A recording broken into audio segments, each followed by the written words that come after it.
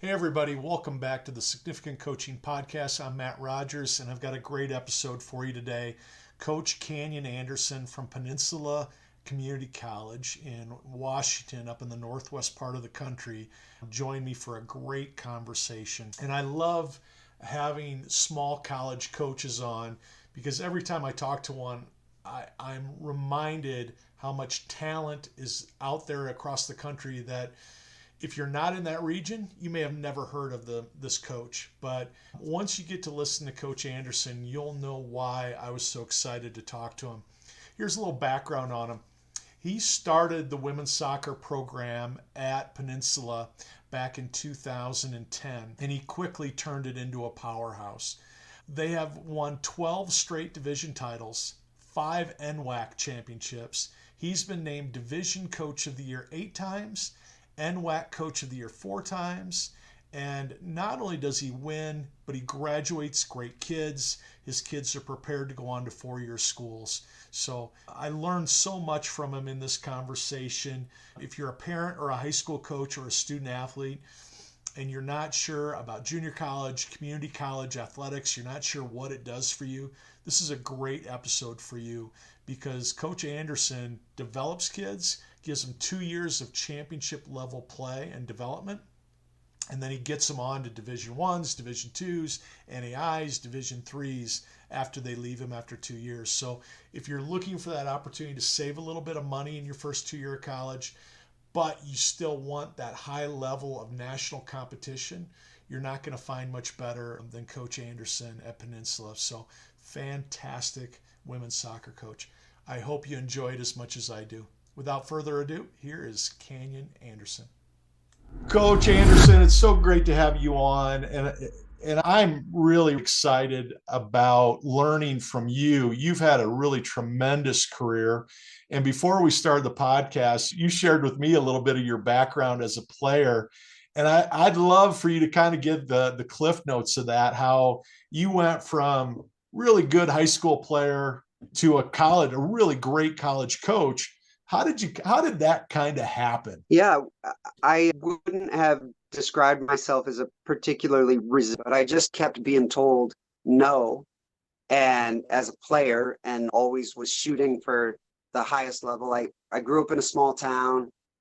I grew up outside of a small town, played soccer when all the other good athletes were playing baseball or football. And I just chose soccer because I loved it. Anyway, the more I got told no, the more I thought, well, okay, there's got to be a place for me in the game somewhere. And so I just kept plugging away at it, plugging away. And I was lucky enough to play for a really young first-year coach, a guy named Randy Carr, who's still a legend in the Seattle scene. It was just fun to watch him as a first-year coach. And because he was, I was 19 and I think he was 25. I was just able to see across that gulf between player and coach, and he was the first person who opened my eyes. I could see what he was doing, and I could just see him trying to build that bridge for the players. I think my high school basketball coach was in his 70s, and I didn't see eye to eye with him. He was a great coach, but I just didn't get what he was doing. So anyway, with Randy, I could kind of see it, and then I had a couple opportunities back at my high school, coaching at the JV level, and I loved it. Anytime a door opened up, I'd walk through it. That's great. It's amazing what happens when you get the bug. Yeah. You change a kid's life, or you see that they've learned something that you shared with them for the first time, and their eyes open up, and all of a sudden you just want more of it. You want to help more kids. So I love that about you. It's funny you talk about the difference between you and Randy's age. My first head coaching job, I was 26 years old, and I took over a program where the coach before me had kind of run all the players off. And there were like 3 kids left. So I was scrambling in June before our basketball season in October just to get enough kids where we could play games. And I ended up getting about 5 or 6 seniors, and they were all 22, 23 years old. And I was just turned 26. And so there was a lot of that where I wasn't much older than them, but I had to kind of show them that I knew what I was doing, and we kind of grew up together. And all those kids now are in their 40s, mid 40s, and and just doing great things. And I'm still as close to that group as I am to any team I had. So I love that story about you. Yeah.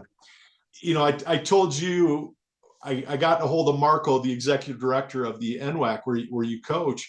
And for me, it's been really eye-opening to really learn about the community college level. I didn't play at that level. I never coached at that level, and I didn't really understand it. So what is it for you that you find engrossing and joyful? What do you get out of that 2-year level? Well, having not coached at the 4-year level, it seems to me like the relationship between the 4-year level and the player, the coach and the player at the 4-year level, is the player comes in, they play for the coach, they give everything they can to the program, and then they graduate, and there's the lovely ceremony at the end, Right. and then that's it. And I feel like at the junior, and that's a beautiful thing. You know, my son is a freshman in high school, and if he's fortunate enough to get an opportunity to play at the 4-year level, I would encourage him completely. But the cool thing about the junior college level is I work harder. So, you know, you go out there and you recruit and you bring these players in, and then you develop a relationship with them, and then you really help.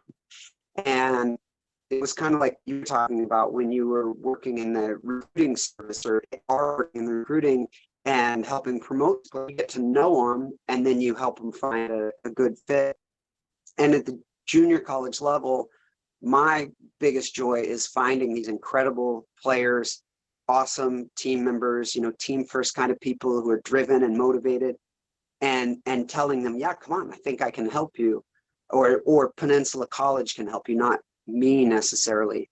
And moving a player on who maybe didn't have offers or didn't have an offer that really spoke to them or their family, and then being able to come in and bring them along and then help springboard them on to some things that were not reachable straight out of high school for whatever reason, you know, untimely injury or being from a smaller market. That's where I get a lot of my players from. Anyway, that's the part I love. And the other thing that I think about is, let's say I'm fortunate enough to coach for 25 years. I will have impacted and interacted with the equivalent number of players as someone who coached 50 years at a 4-year.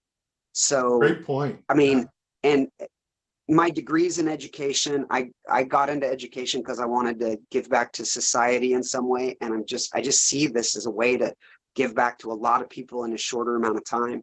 So that's the piece I've learned to really love about the junior college level. That's fantastic. It's the reason I got into it as well. It's the reason I got my teaching degree, is I wanted to help kids. I wanted to help kids have the things that I didn't have. I didn't have a great relationship with my high school coach. It wasn't important for him to have a relationship with us. You know, it was do what I tell you to do and go out there. And that was about it. So I love that you have that attitude. What do you stress to the kids, you know, when they're trying to figure out, do I go to Peninsula? Do I go somewhere else? Do I stop playing? Or, do I look at a 4-year? Do I go to a state school? What are you stressing to them about what Peninsula and that 2-year degree can do for them? I was early on at Peninsula College. We had a coach there named Lance Von Vogt, who is now the AD at Jessup in California. And I overheard him just randomly walking by his office. I overheard him tell a player, go where you're celebrated, not where you're tolerated. And I thought, oh, what a great, great concept. So I just let the players know that I see a path for them. And as someone who's been through it a lot of times, I just tell them what I see for them. And I try to be honest, and I try to be optimistic. You know, if everything goes great and you work really hard and all the pieces fall together, this is a level I think you could get to. And a lot of the players that I have met feel really disenfranchised with the recruiting process. They feel sort of taken advantage of or overlooked or undervalued, or, you know, any long list of things. And I'm usually looking for those players, because the players who, I always tell them, if you get your dream offer, and I always use UCLA as the example, if UCLA comes in and offers you a full ride, of course you're going to take it. But for a lot of players, it isn't very rewarding experience. And so I'm looking, typically the players who come and play at Peninsula, I'm one of the very few coaches that showed them the kind of compassion or enthusiasm that they were looking for. And it's not false. I only do it when I see a player that I genuinely want to coach. So I'm not really selling them on anything other than like, hey, I really hope you come play here, and then we can get you to whatever level is going to be the best fit. So I think one thing the junior college does is it's able to extend that timeline, because there's such a hard stop. You're in junior, you're senior, and you got to get it done by this deadline. And you play the junior college level, and for most of these players, you're like more than doubling the window of opportunity to find that four-year school that's going to be the right fit. So I think that's a piece of it as well. And you're obviously knocking it out of the park. I consult with college athletic departments, and it seems like wherever I go, I'll have head coaches say, Matt, what are the strategies to get those great players to come play here? Mm-hmm. And my answer is often exactly what you're doing. Be authentic, be genuine, be personal, show them who you are, and show who your character is, and build a relationship with those kids. If you're recruiting 200 kids, you're not going to build a relationship with any of them. But if you're recruiting kids that you really like and really believe in, and you're having multiple conversations with them, they're going to realize in the end, the guy that cared about me the most and has been with me for the beginning was Coach Anderson. That's why I want to play for. They're going to pick the person they feel most comfortable with. Do you find that? Yeah. I mean, I saw some little study that said that that's one of the main reasons players pick a place is because they felt a connection with the coach. So I recruit players. The number one question I ask myself is, do I want to coach that person? And if the answer is, yeah, I really want to coach that person, it sets me up to be disappointed, but it also makes me enthusiastic. Like, hey, I have a Zoom call with so-and-so, and this is the kind of player that when I think about coaching them, the hair on my head kind of stands up. I'm like, oh yes, man, putting them in the midfield, like, oh, can't wait to see that player play. Yeah. And, it can break your heart a little bit, because I could have helped that player and they could have helped us. And sometimes they choose an option that you think that's not going to work out as well. So there's the potential by recruiting that way. It does sort of leave you vulnerable to feel let down, I think. Yeah. But I wouldn't want to send 1,000 emails and then just take whoever shows up, Yeah. So. Yeah. Well, it goes back to your statement about your old AD is go where you're celebrated, not tolerated.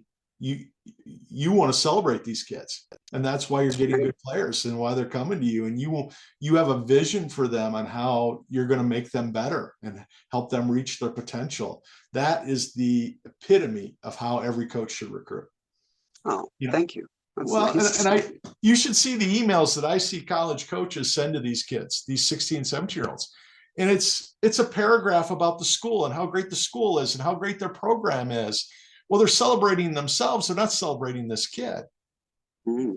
Oftentimes an email to a kid, a 16-year-old midfielder, and say, I just watched your film and it blew my doors off. Your ability to go left and the strength of your left leg. I want to talk to you. Can we set up a phone call? 3 sentences of celebrating that kid is worth 10,000 words about how great your university is. So right. I love the mindset you have. Right? Yeah. Right on. Yeah. It's good for me to get that feedback back from someone who works in that, because although I do a lot of recruiting, that isn't my expertise. I mean, I've become adept at it over the years, but honestly, it's been figuring it out as I go along. And so it's cool to hear that back from you, someone who is a consultant in that field. So I'm glad you didn't tell me, well, you're doing it all wrong. I would have been like, well, yeah, possibly. It's so obvious, Kanyon. You look at what you're doing, the championships that you've won, and the consistency of the really the premier ability of your teams and what you're doing year after year after year, you can't do that without caring for your kids, because they're not going to respond if you don't care about them. They're not going to put the effort in that it takes to win championships. And it's obvious they believe in you, and that all starts from the day you introduce yourself to them, right? Yeah, I like the way you say that, that the effort that it takes to win a championship, because I think a lot of people don't think about it like that. You can have a pretty good season, but the amount of effort it takes to actually get all the way to the top is, I mean, it's just brutal to think about. Like we're looking right now, the Celtics are up 2-0 on the Right. Mavs, right? Yep. And Luka Doncic is injured a little bit, maybe. I don't know. I don't follow it massively closely, but like it's so hard for Dallas to go to another level where they're gonna find a way to compete in game 3 and game 4 and give themselves a chance. If they can't find that depth, whatever the next game is, soon, tonight, tomorrow, whatever, something like that, they're Yep. basically cooked. And I just was thinking about how exhausting and exhausted that Mavericks team must be right now. And it really doesn't come down to, oh, we need to execute better on the this and the that. My thinking was, do they have enough in the tank to like regroup down 2-0 and battle back? And so what you just said mirrored that back to me, that ultimately it's the effort that it takes to win, because competing, you can kind of match a team until the very end and then they go and you lose. And you can do that all season long, be in games and lose. You hear coaches say that all, oh, we were in every game and we lost every game. Well, okay, well, what's missing? And I think everybody will say, oh, it's a goal scorer. But I think what you just said hits the nail on the head. It's that they want to play that hard for each other and fight. So You're right. thanks for that insight. Yeah. It's always, it's for me, I was, I always recruited myself, and I was the most selfless player there Mm, was. I was a basketball player, and if I never shot in the game, I was okay. I mean, if I had 0 points at the end of the game, mm, it wouldn't have bothered me at all.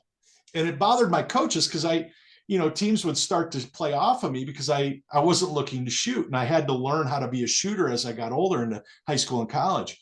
But I mm, love passing the ball. I love creating the assist. I love playing defense. And my teammates liked playing with me because they knew I was going to give them the ball, and I wanted them to right, shoot. I would right, tell them, shoot the ball, shoot the ball. So I love when coaches have that mindset. And you talk about the Boston Celtics, you're starting to see they've got 6 or 7 guys that are kind of stepping up and can take over a game, and I think that's really exciting. It's a right. great point. I'm going to throw this back at you because I haven't talked about this enough on the podcast, and I think it's really important. I think it's such a learned skill, and I don't know how good I am of it. I think I'm really inconsistent. Let's say you get into halftime in soccer. It's practices before the game, and halftime is when you do 99% of your coaching, because it's not like basketball. You can call timeout and Right. bring the guys over. When you're down a goal at halftime or down 2, what typically is your approach with the boys, or with the girls? With the girls, yeah. Yeah. Well, we're not down very often, which is a really lame way That's to the answer added. that. That's right, coach. I walked right into that one. Sorry about that. Yeah, I mean, we play a really hard spring schedule, and we play a lot of, basically play all 4 years and play really good D2s and things like that. So we try not to win all the time. Like we want games where we lose. We schedule our preseason to lose. Sure. Well, we were at halftime of a championship. We'd gone 20-0. It's still one of the best teams I've ever coached. And we'd 20 wins, 0 losses, 0 ties. Teams would play to tie, but we had a couple really transcendent players and a great team. And but we were down 1-0 at halftime of the championship, and we hadn't been down. I don't know if we'd been down a goal all season. Amazing. And yeah, but we were on the verge of losing what could have been an amazing opportunity. And one of our players who was injured, who was an emotional leader, she just kept telling everyone, we got to want it more than they want it. We have to want it more than they want it. And I appreciated her message, but I just sort of cut her off. I said, no, that's the only thing that this team has as much as we do. And every team, almost every team we played all season, wants it as much as we want it. You have to execute. You still have to make a couple plays. And so I think that, like, you hear people say that all the time. That's one of my least favorite cliches, is like, whoever wants it more. Right. And yeah, but usually good teams, that evens out. Right. You know, teams that lost the first round of the playoffs wanted it as much as a team that wins the whole thing. They just couldn't execute at the level. So I think it was Mike Leach, I just heard, he talked about the two E's, enthusiasm and execution. The team that is most enthusiastic and executes wins. And so we talk about, you know, you have to match physicality, you have to match their enthusiasm, their energy, but that is going to even out. Now, can you execute? And so it's kind of nice because it brings it all back out of this emotional realm back to, how did you train? How focused have you been? Were you able to make the training environment feel like a championship environment? So that's one piece, is I do try to bring the emotional level back down to something that's manageable, so that you can focus more on the execution. Like, as the emotion gets higher, the execution goes down a lot, I think. And so at least that's how I'm seeing it at this stage in my career. So it's easy to get players emotional, and especially young players, be able to bring that emotion back to a manageable level where they can then focus on the execution, is often the piece that I find myself talking about when the game isn't quite going the way we want it to go. I love that. And sometimes you just get in your butt. Yeah. So. No, I know all about that really well. I just got through a really hard season with a really young team. So we took our licks. Tell me about preparing a championship team. You've obviously figured out how to get your teams to really click.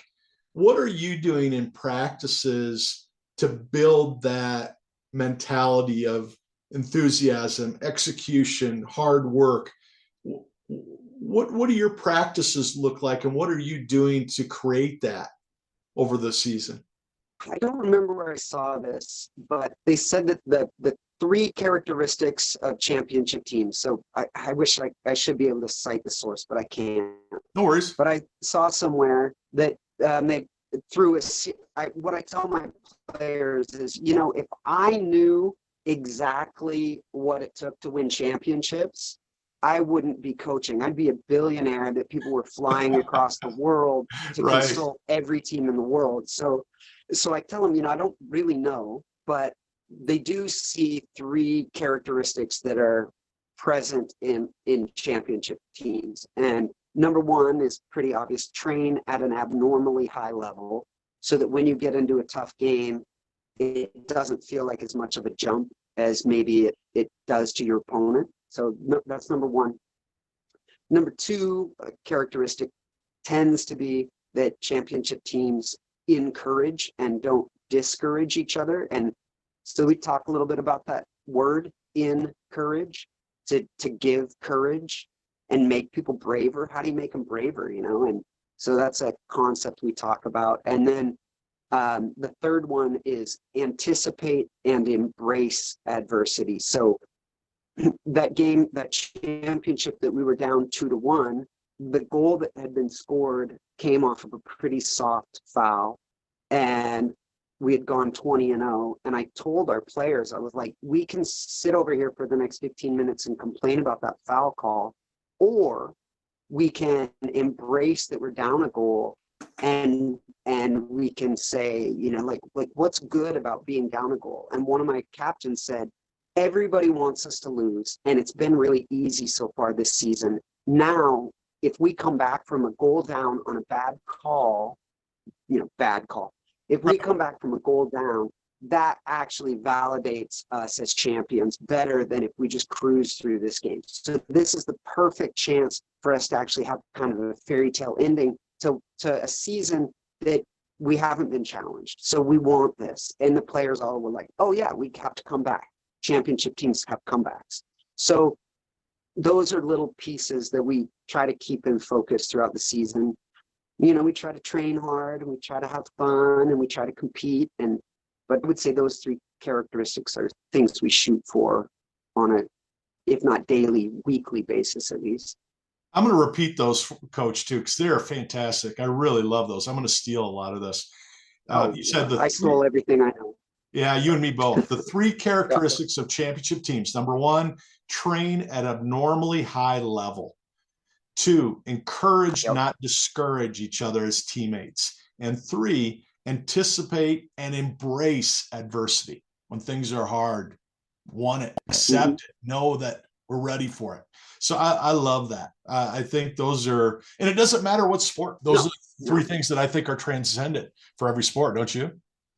Oh, for sure. Yeah. Like my favorite teams to watch, I personally like watching basketball. That's the sport I appreciate in terms of, like, Greg Popovich is someone I pay close attention to. I like Gonzaga basketball, so I watch what Mark Q has done, small school, Oh yeah, I don't think the other thing that I think is really fascinating are individual sports. Like, I don't really like the violence of MMA, but I love the psychology that each of those incredible athletes has to bring to the thing, and their ability to respect their opponent who they're going to get punched in the face by. That to me is a real great learning opportunity. I think I could draw that out of tennis if I understood tennis a little better. Yeah, but those are for me, there's just so many coachable moments, like watching what Caitlin Clark's going through right now in the WNBA is teachable stuff for every coach at any level. So yeah, I don't focus on soccer really very often. I mostly focus on other sports, because when you see something that's true in another sport, that it's more like closely to a universal truth, because you can build the bridge to your own sport. But if you only focus on your sport, I think it's easy to kind of get into an echo chamber of your sport all the time. But if you're pulling things from other sports, or even from things that aren't sport, and they resonate, then you're getting at kind of a deeper truth. So, Coach, I'm always interested, because I'm talking to these parents and kids every day at the high school level. And I don't think they truly understand that difference between high school and college. What are some of the things you find your freshmen are most surprised about when they get to you?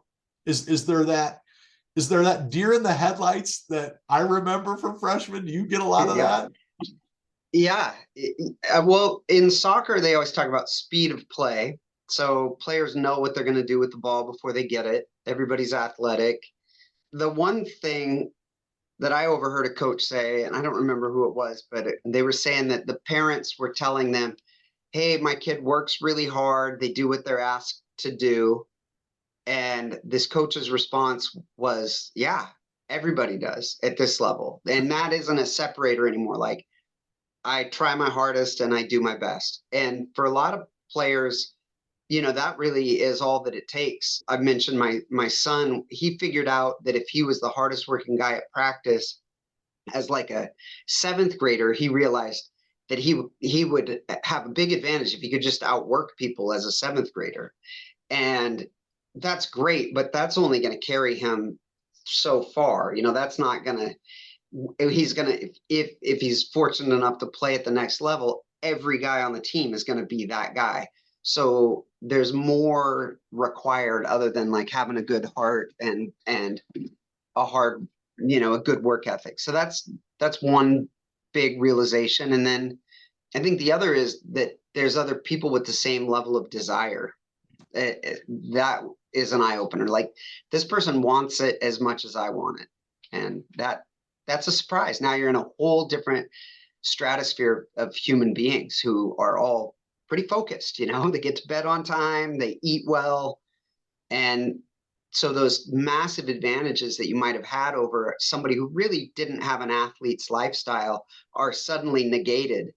And now you have to find the other level of what makes a player special. Yeah, it goes right back to what you were talking about earlier. You may want it as much as the other team or want it more than them, but you still have to go out and execute, right? Yeah. Yeah. So I love that the team and the individual concepts are really similar. All right, so this is the real hard question. Can you prepare a 16 or 17-year-old for that? Or do they just have to go through it? Is there something you can do with your son or my daughter, who are, we got kids that are the same age? Can we prepare them for the fact that they're going to get to a level, if they play in college, where everybody is a great worker, everybody's got a great work ethic and a desire, everybody's passionate? Can we prepare them for that? Or is that something else? Yeah, that's a great question. Because if you could, if you could crack the code on that, again, you wouldn't be coaching. You'd be you'd be a consultant who just flew around the country and made millions and millions of dollars. Just here's the formula, you'd copyright it.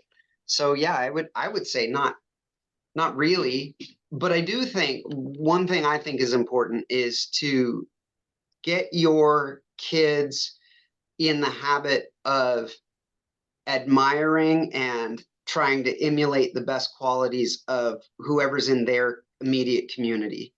And people are so, competitive that they're like, I want to be the best player, which is great. But another approach to it would be like, what does that player do better than I do? And even if they're younger, or, you could go watch a little kid's game and say, okay, that 12-year-old is the best 12-year-old out there. Why are they the best 12-year-old? And then you might go, it's the amount of ground that they cover. They just cover more ground and they make more plays because they run harder. So then you could apply that to yourself and say, do I cover that kind of ground? I want to be the best player on my high school, but is the ratio the same? This kid covers this much more ground than everybody else. And I actually don't. I'm not even in the top 5 of how much ground I cover in a game, or whatever the piece would be. So I think being able to look at other people and just emulate them. So one parallel I would make is like, let's say you're a great guitar player. You should go to every show you can go to. And while you may have higher aspirations than this particular guitar player, they've got a riff that you could learn from them. And you should be watching specifically like, oh, that's a way of playing a riff I hadn't considered. And so I think when you get into college, you're a freshman, and here's the senior who's really at the level you want to be at. You've learned how to practice emulating and imitating and closing the gap on people. But if you spend all your time trying to be at the top of the pyramid, you're not gonna be in college. And so if all your ability is to keep people below you, to keep them down and keep stepping on their head, what happens when you can't do that? And so that's a piece that I think is something that doesn't get talked about a lot. I mean, you can play for the best club and be the best player on the best club and all that. But until you learn how to close the gap on people that you are humble enough to admire, then, that's really the formula. So yeah. It's great advice. And I was like that. The best player in my high school as a senior, when I was a freshman, I was a puppy dog. Wherever he went, I tried to go. Whenever he would play one-on-one with me, if he lifted, I tried to lift. He was shooting free throws, I was shooting free throws. I wanted to figure out everything he was doing, and I was going to copy it. And I love that advice. Well, then sorry to interrupt, but then you don't have to reinvent the wheel. So you don't have to say, okay, what's my lifting routine look like? What's my shooting routine look like? What's my daily habit? What's this guy eat for lunch? Like, oh, I'm going and I'm getting a double cheeseburger, and he's eating a totally different healthy meal, you save so much energy if you just look at those other people and sort of, you don't have to have your own weightlifting plan, your own meal plan, and your own shooting regimen. You can just copy those who are being successful. What's the old quote? If I'm great, it's because I'm on the shoulders of giants, or something like Oh that. yeah, Right? yeah. Something like Yep. that. It, Yeah. it's a great mentality. How do you feel about film? Because I know and this was probably 1980 something, where we had the big camcorders. And I remember my dad Oh brought yeah. out a camcorder and started recording my games. And I remember seeing myself play on film for the first time. I was probably, I don't know, 12 or 13 years old. And I was appalled. I thought I was the best athlete. I thought I was, hardest worker. And I watched myself on film and I was like, oh my gosh, I'm the laziest kid on the floor. Ah. And it just woke me up like nothing else to the fact that I wasn't working hard enough. And any criticism I had of playing time or my coaches or how I was treated, I was like, they are not treating me hard enough. Mm. I get it. I'm not the player I thought I was. Does that do anything for your kids? Does that help you when you guys film games and watch film? Yeah, we actually record practice. And so, I had players that I think aren't giving a good enough effort. And so I can grab a player and say, why are you last? Why are you always last? And then, I'm saying always, and they're going to think, well, I wasn't last that one time. So of course he's just picking on me. But well, I can say, like, look at the warm up. Like, you tell me who's going to have a good training session. Here's the warm up, and this is you in the warm up. So I do think you're totally right that you'll never look better on film than what, the film is always going to make you look a little worse. I think I've never had a player watch film with himself and go, gosh, I'm really a lot better than I thought I was. That's So good. There's some humility there then. yeah. I Yeah. mean, you see the play from the cameras up above. It's like you can see all the passing angles. You can Right. see exactly how much time the person had. Like, in the moment, you thought you solved a really difficult puzzle and made this incredible pass, but from up above, you're watching it and you're like, well, it's obvious that that was the thing to do. So when we watch film with a team, I remind them, or particularly when we watch an opponent, I said, this always makes them look slower and more ponderous than they actually are. They're going to feel fast when we play against them. So I think you're totally right. And if you can enter into it in that mindset that, like, I'm going to watch this film, but it's not going to necessarily make me feel great about my performance. I think there's a way to prep players for that.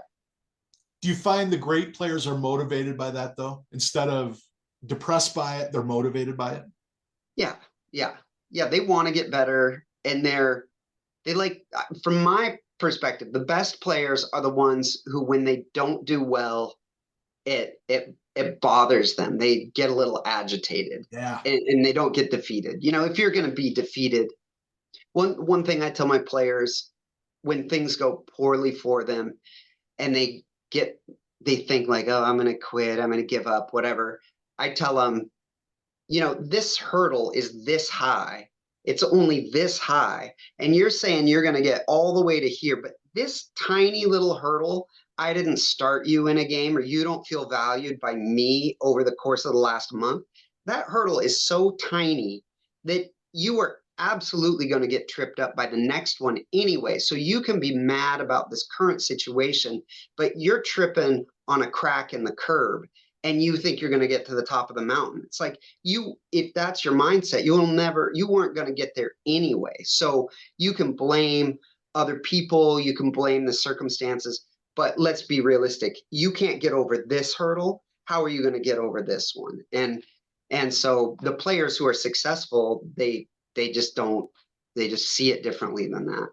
Fantastic perspective, coach. Really great advice. All right. I'm going to put you on the spot here. Okay. You've got 17-year-olds that are going to college. You've already given some great advice, but give me one piece of advice you want every 17-year-old before they step on your field what do you want them to be thinking about? What do you want them to be putting into their brain and or doing? This comes from that book, and I don't get all this perfect. I just saw the title of it, but it's that Russell Wilson book, and it basically, I think the title is like, it'll take whatever it's gonna take, or something along those lines. Right. Yeah, I know what you're talking about. Yeah. So, and I haven't read the book. I'm not a huge Russell Wilson fan. He played for the Seahawks, and I was a Seahawks fan, but he got kind of, in my opinion, a little bit too much hype here in the Northwest. And I just thought, well, he's just a human being, you know. Well, we found that out here in Denver, that there was more hype than substance. Yeah. Yeah. And so, you know, I wasn't likely to read that book, but the concept behind it, I just thought, oh, that's an awesome concept. And, you know, you don't know what it's going to take, but like, you know, from one dad to another, like, okay, we're trying to raise our kids, right? We don't know. We're totally flying blind into parenthood the first time and the second time. But all you know is, I'm going to make this work. I'm going to figure out how to be the best dad I can be. I'm going to screw it up a million ways, but I'm never going to stop trying. And I'm going to just do everything that I can do all the time to be successful. And so when players come in, that's the approach I want them to take, is like, I don't know how hard this is going to be, and I don't know what setbacks I will face, but I know that there's some level of effort, commitment, time, training that's going to get me over that hurdle. And the great fun part of the process is you don't know what it's going to take. Is it going to take this much or this much or this much? It doesn't really matter. You just keep working until you're over it. And then you know that there's another one coming, and it's the same process. So that would, you know, instead of saying like, oh, come in fit or this or that, just know that you're going to run into that roadblock, and you're just going to have to get over it. And then you're going to have to do it again and again and again. And that's till you die. Love it. People ask me all the time, Matt, why is the first chapter of your book on recruiting called Commitment? And I was like, because if I don't teach kids that this is going to be really hard, and they have to be committed to not getting to the Division I level or going to the Ivy Leagues or making a lot of money, they have to learn, are you committed to loving the game? Are you committed to being a great teammate? Are you committed, like you said, eating right, getting to sleep at night? Because if you're not committed to those things, forget everything else. You're never going to make it. Like you said, if you can't get over these little hurdles, forget about the mountaintop, right? Right. So it's such good advice, Coach. I love it. And I love the way you approach it and the humility you approach it with. So love that. Thanks. Matt, can I throw something in just because I think it fits so nicely? So my father-in-law is a really good, he can fix everything. He can fix, you know, plumbing and electronics. And I mean, he just can fix everything. And the house that my wife and I live in there's so many projects, and I don't know how to do a lot of these projects. So I just asked him, I said, okay, Wayne, what advice would you give me to these projects? And he said, the first step of every project is commit to it. So wake up in the morning, have a good breakfast, put the clothes on that you're okay destroying in this. If you have to crawl under the house 1,000 times to fix the plumbing, like, just commit. And if you have to drive to the hardware store 5 times in a day because you keep buying the wrong pieces. So yeah. So I just thought that was great advice for basically any project. Like, if you don't start, like you say, if you don't commit first, you won't succeed. And if you do commit first, then you probably will. It's a perfect analogy, because what you and I do and what you and I are passionate about is not making great basketball players or great soccer players. We're trying to prepare these kids for life. We're trying to prepare them for a great life. Nice. And that advice of commit to plumbing, working hard, it doesn't matter. Whatever you're going to take on, commit to it. So I love it. Nice. You got a great father-in-law. I'm excited to read your book. I didn't know about it, so I'm Yeah. excited to look into that. Well, I appreciate it. Yeah, it's called Significant Recruiting. I put a lot of time into it, and it really takes families through every step of college and how to prepare for, what you and I do, and making sure they have a significant career and are Nice. prepared for life. So yeah, you and I Nice. are kindred spirits there. All Yeah. right, last question. I'm the same idea. You deal with these parents all the time. You and I both do. What one piece of advice can you give to parents that are have a kid that wants to play at that next level? What would you tell them if you got 300 parents in an auditorium and they're asking you that question? How would you lead them there? I think I would probably say to the parent, take your ego out of it. Your ego. Don't take your kid's ego out of it. Take your own personal ego out of it, because that's going to cloud what really is genuinely available, what's good for your child, what's actually a good program, as opposed to like what looks good on a piece of paper. And I just, that's a thing that I see a lot, is that the parents have this sense that we're a great family. I raised a good child. I was a good athlete. My partner was a good athlete. We were good. They should be good. And then I think if you that seeps in, and I go through it with my son too. Like I watch him play and I can feel myself like living vicariously through him. Absolutely. And I just have to pump the brakes and be like, well, what's he want to do and where does he want to be? And I think the more as a parent you can pull yourself away from what the kid wants, you'll get a clearer picture of it. As you get too close to it, it clouds what they want and maybe actually influences what they want. And that's going to leave everybody disappointed. So the further you can back off in the recruiting process, maybe provide good advice and guidance, but like for instance, if I would have known about the Division 3 level more, my parents were totally uninvolved. So my parents probably could have been a little more involved, but they didn't know. But if I would have known about the Division 3 level, I think I could have been so happy at a small, intimate setting that my family could have afforded. If I could have found that straight out of high school and played all 4 years there, oh man, that would have been ideal. But anyway, I think ego wraps people up in a lot of things, and they're always shooting for the highest level, and when the parents do that, it muddies the water. I think you hit it right on the head. I think that ego bleeds into the kid where they lose themselves because they're so focused on what mom and dad think and are saying and want, that they lose a little bit of that. And I think you talk to most 22-year-olds and 23-year-olds, they'll tell you, I just started to figure out how good I am because I just started to figure out what I want. Mm-hmm. I'm not thinking about what everybody else wants, what my parents want, my siblings, my coaches. I realized that I have to really be me and just block out all the noise. I tell people all the time, I learned how to be a basketball player when I turned 23. There were no more games to play. There were no more championships to win, but I was the best version of myself at 23 because all of a sudden, nothing else, I got rid of all that. I got rid of all the expectations. It was just, man, I love to play. Right. I'm pretty good at it. And I know how to play now, but it took me all those years to figure that out. Did you feel that?